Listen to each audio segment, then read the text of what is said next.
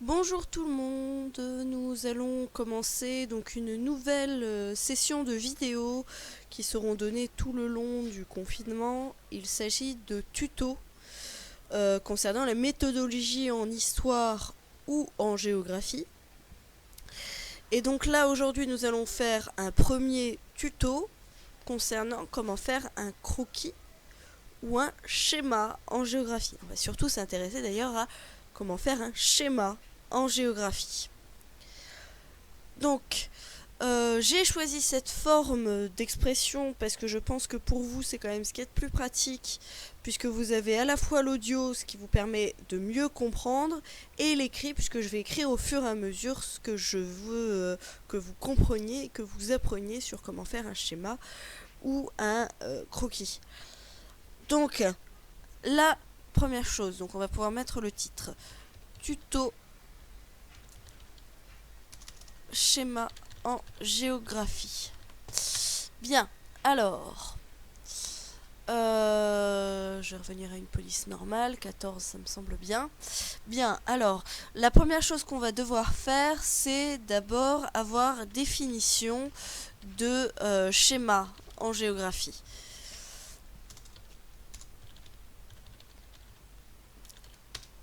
Alors, pour voir vraiment quelle est la définition d'un schéma en géographie, il faut savoir que en géographie, nous avons trois formats pour représenter l'espace. L'espace ou un territoire, qu'il s'agisse de la France, qu'il s'agisse du monde, qu'il s'agisse même d'une région. Nous avons trois formats qui sont donc la carte, le croquis et le schéma. La carte, il y a un fond de carte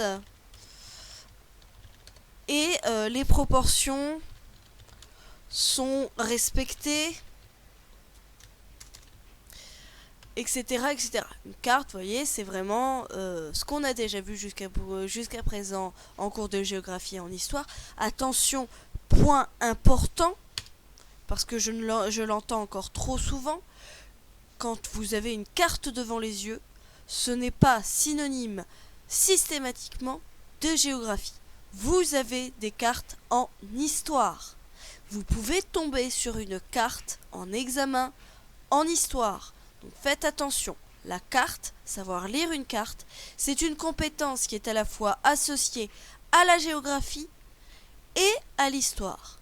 Vous pouvez avoir une carte concernant la Deuxième Guerre mondiale, on en a déjà vu. Mais j'entends encore trop souvent cette erreur. Donc je préfère faire ici un rappel. D'ailleurs, je vais le noter dans le cours. Un rappel, donc, que, attention,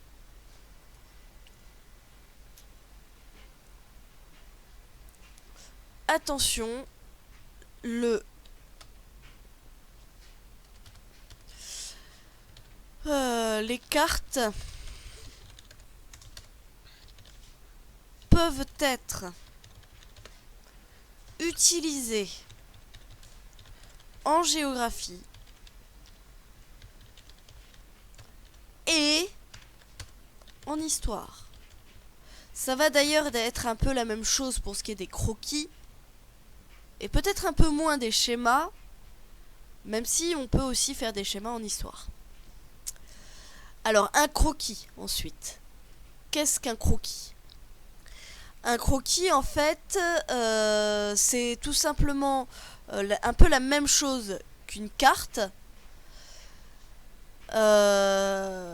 puisqu'il s'agit de la représentation de l'espace sur un fond de carte donné. Donc c'est pareil, vous avez un fond de carte, les proportions sont respectées, mais on est déjà un peu plus dans le dessin, c'est quelque chose qui va s'éloigner de la réalité.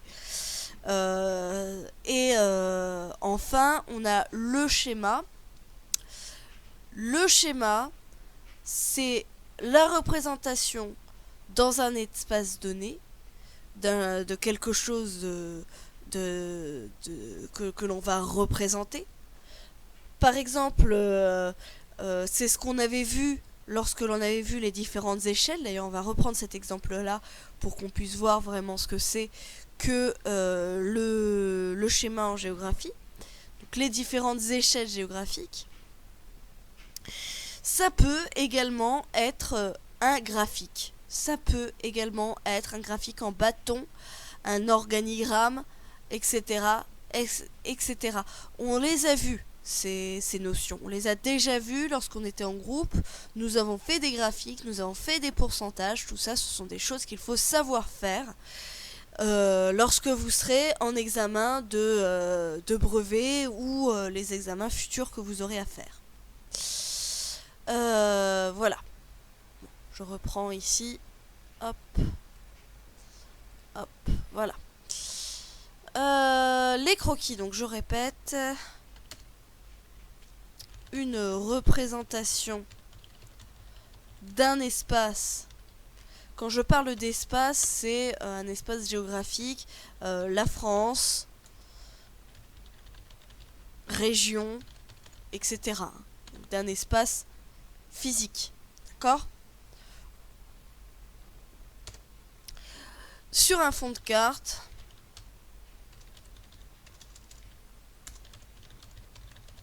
donné. Vous avez un fond de carte, la France, tout simplement, avec juste les lignes qui représentent la France.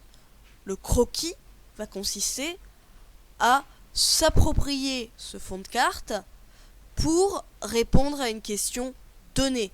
Par exemple, sur ce fond de carte, il va falloir signifier quelles sont les zones à forte densité de population, donc les zones où il y a beaucoup de monde, et les zones à faible densité de population, donc les zones avec peu de monde. D'accord ? Enfin, le schéma, c'est ce qui se rapproche le plus d'un dessin. D'accord ? C'est dans un espace donné, encore une fois, ou sous forme d'organigramme. Souvenez-vous, hein, l'organigramme, c'est les graphiques qu'on avait déjà vus.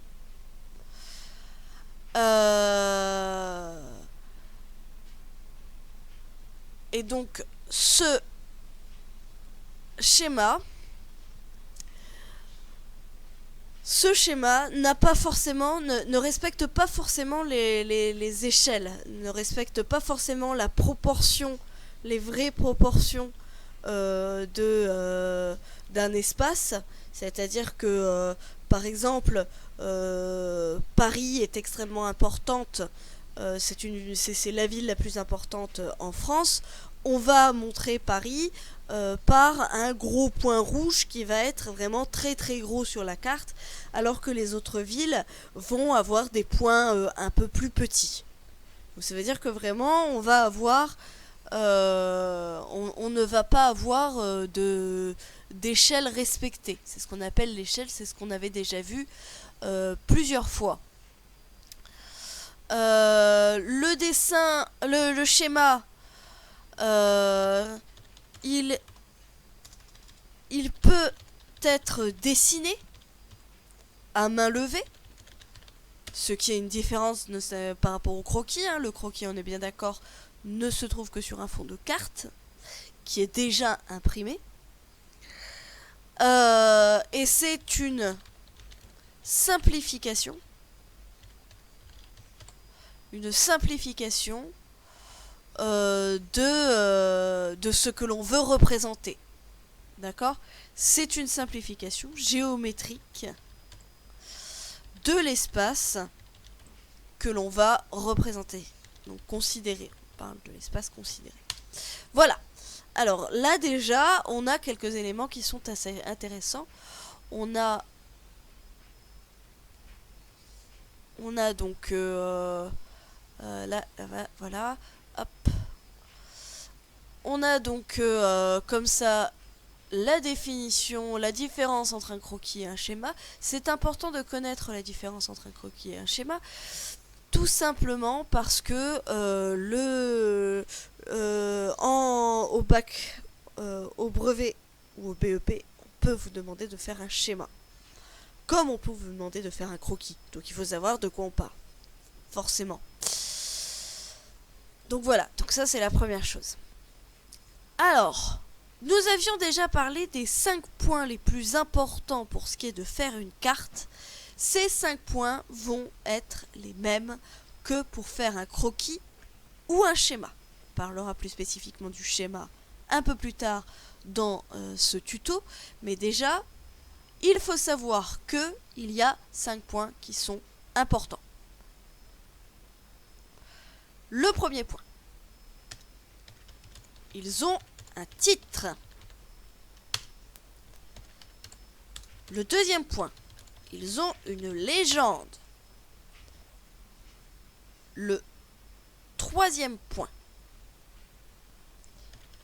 Ils ont un cadre. Ok, vous faites pas ça n'importe où. D'accord ?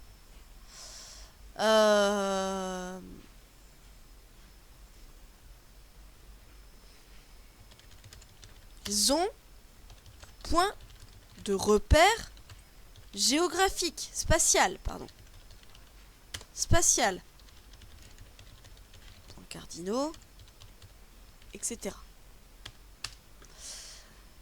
Donc, soit un point cardinal, soit vous allez devoir expliquer. C'est-à-dire que si je vous fais dans un schéma ou dans un croquis, si je vous fais un petit dessin, mais que je ne marque rien dessus, vous n'allez pas pouvoir comprendre de quoi il s'agit. Donc il faut un point de repère. Il faut des points de repère. Il faut qu'ils soient... Je vais effacer, je vais mettre exactement... Il faut qu'ils soient précis.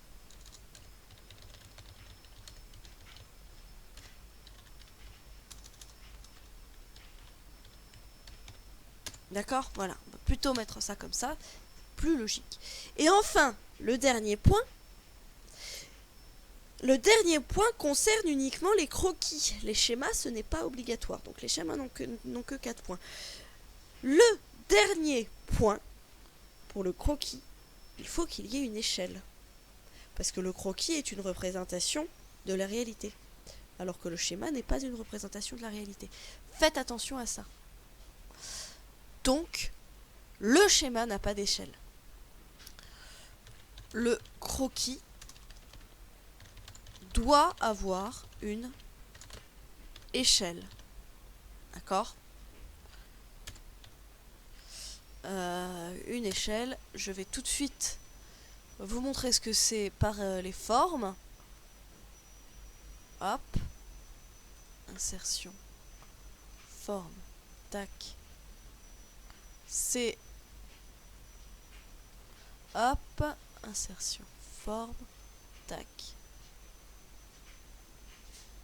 Voilà, c'est ce que je suis en train de vous montrer ici, là.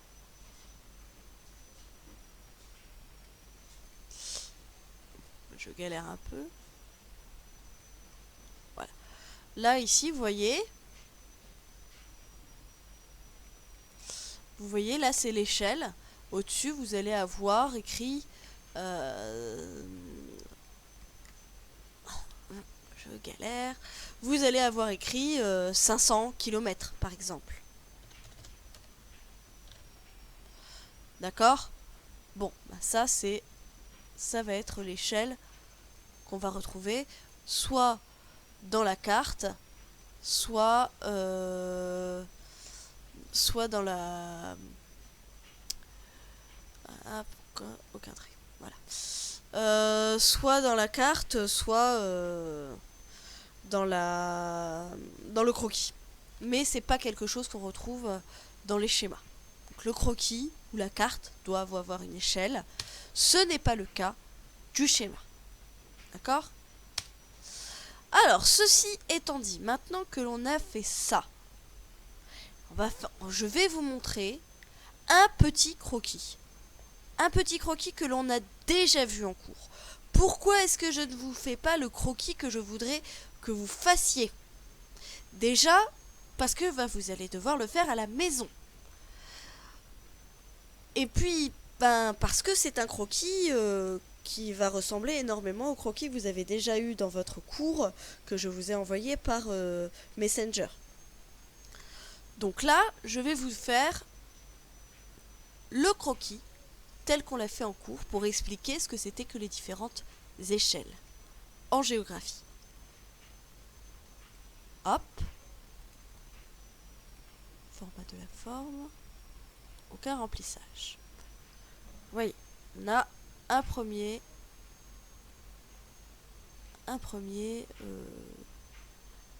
trait. D'accord? Le trait, on va dire qu'il va être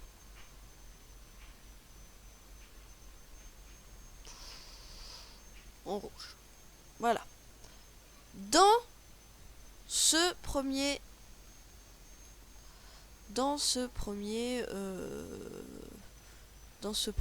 rond, on va écrire quelque chose dedans. Village. D'accord? On va faire une deuxième forme. Hop. Vous allez voir un peu, vous allez vite comprendre de quoi il s'agit. Aucun remplissage, encore une fois, on va le laisser en bleu, tiens. Cette fois-ci, on va écrire ville. Ok. Alors, on va continuer à faire nos petits. Hop, aucun remplissage. On va changer la couleur, on va le mettre en vert. Ville, village, ville. On va arriver département. Je saute les étapes de communauté de communes, métropole, agglomération, etc. De manière très... comment ça s'appelle pour que ce soit le plus rapide et le plus simple possible et que vous compreniez bien l'intérêt de faire ça. Hop, on va encore faire un rond. Aucun remplissage. Hop. Voilà. Hop. Région. Forcément. Département. Région. Hop. Hop.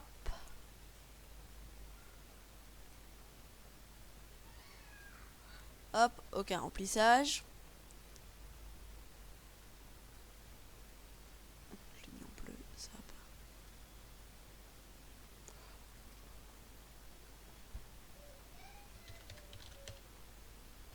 Nation, enfin pas État qu'il faut mettre. État. Voilà. National. D'accord, voilà. Alors ça c'est le titre. On va pouvoir le mettre. Les différentes échelles en France en géographie. Voilà, nous avons notre titre, d'accord? On va faire le cadre. Hop.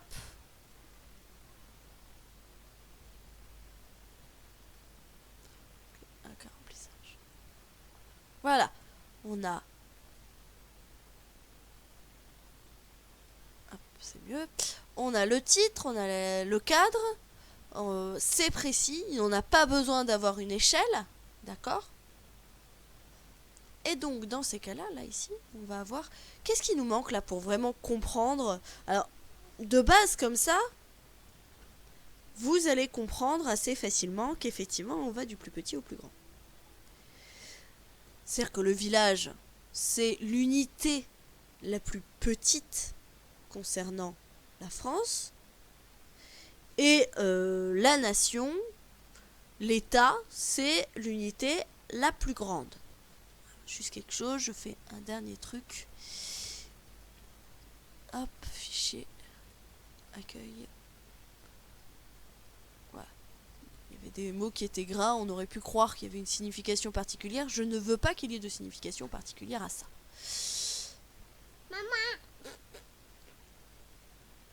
Donc, on va faire ici la légende. Donc, je disais, on va pouvoir faire la légende de ça. Vous voyez, on a choisi une couleur pour chaque chose, ce qui permet de mieux les distinguer. D'accord ? Mais est-ce qu'il y a vraiment un intérêt de faire une couleur, une région, entre guillemets ? D'accord ? Il n'y a pas vraiment d'intérêt. On est d'accord que là, ici, on comprend bien que c'est juste pour vraiment bien délimiter nos différents ronds. Par contre, il y a une notion que l'on n'a pas là et qu'il va falloir ajouter dans la légende, qu'il va falloir expliquer dans la légende, c'est le fait qu'on aille du plus petit au plus grand. Donc ça, il va falloir effectivement faire... Alors, insertion, tac, tac. Hop. Attendez. Ah là là. Aucun remplissage. Je l'ai mal placé. Il faudrait que je le place plutôt ici. Voilà. Accueil, insertion, forme. Hop.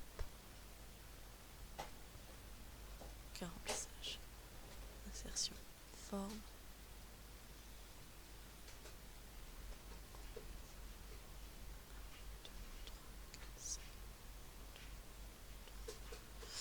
Hop, j'ai bientôt fini.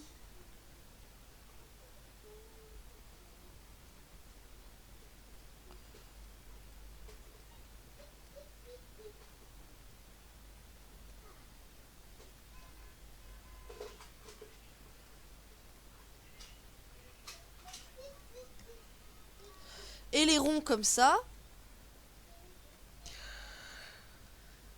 Hop, les ronds comme ça. On va dire ce que signifie la légende. La légende. Les cercles. Échelle de la plus petite à la plus grande. Tout simplement. Pas besoin d'écrire les cercles, on le voit que c'est des cercles. Échelle de la plus petite à la plus grande. Voilà. Et nous avons terminé notre petit schéma. Donc voilà, c'est un schéma qui est tout petit, qui est extrêmement simple à comprendre, extrêmement... voilà. Pour ceux qui ne savaient pas très bien ce que c'était qu'une échelle en géographie, ben voilà, ce sont des unités concernant l'espace, c'est-à-dire que on va parler d'échelle nationale, l'échelle locale, l'échelle internationale, etc., etc. Et donc là, ça permet de voir que nous avons différentes échelles en France avant d'arriver au national. Que lorsque l'on parle de la France, on parle à la fois de la nation, on parle à la fois de la région, du département, de la ville ou du village. Même on aurait pu faire un rond encore plus petit avec le citoyen au centre de notre schéma. Voilà. Je vous envoie demain le travail à faire à partir de ça. Concernant donc le schéma que je vais vous demander de faire sur l'aire urbaine du Douaisis. Voilà, voilà. Merci, au revoir. Et je crois que notre prochain cours, ce sera donc à... faut que je regarde mon emploi du temps, mais parce que j'ai les premières aussi à caser et je fais des cours audio avec eux aussi. À 15 h, je pense, vendredi. Voilà, merci, au revoir, bonne soirée.